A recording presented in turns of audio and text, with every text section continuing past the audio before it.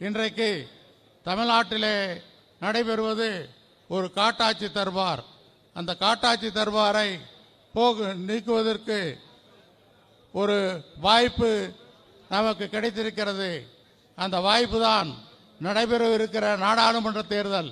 அந்த நாடாளுமன்ற தேர்தலிலே நாம் 40 தொகுதியிலேயும் வெற்றியை குவித்து நாம் எடப்பாடியாருடைய கரத்தை வலுப்படுத்துவதன் மூலமாக மீண்டும் தமிழ்நாட்டிலே அனைத்து இந்திய அண்ணா திமுகவினுடைய ஆட்சி வந்து எடப்பாடியார் முதலமைச்சராக வருவதற்கு வழிவகை செய்யும் என்று சொல்லி, அப்படிப்பட்ட தேர்தலிலே நீங்கள் ஒரு நல்ல வாய்ப்பை உருவாக்கி தர வேண்டும் என்று கேட்டு, நீலகிரி தொகுதியிலே என்னுடைய மகன் லோகேஷ் தமிழ்ச்செல்வன் போட்டியிடுகிறார்.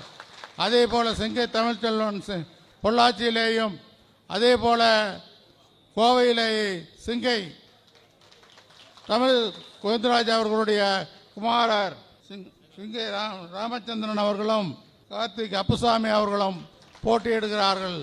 இவர்களை எல்லாம் வெற்றி பெற செய்ய வேண்டும் என்று உங்களை அன்போடு கேட்டு வாய்ப்புக்கு நன்றி தெரிவித்து விடைபெறுகிறேன். நன்றி, வணக்கம்.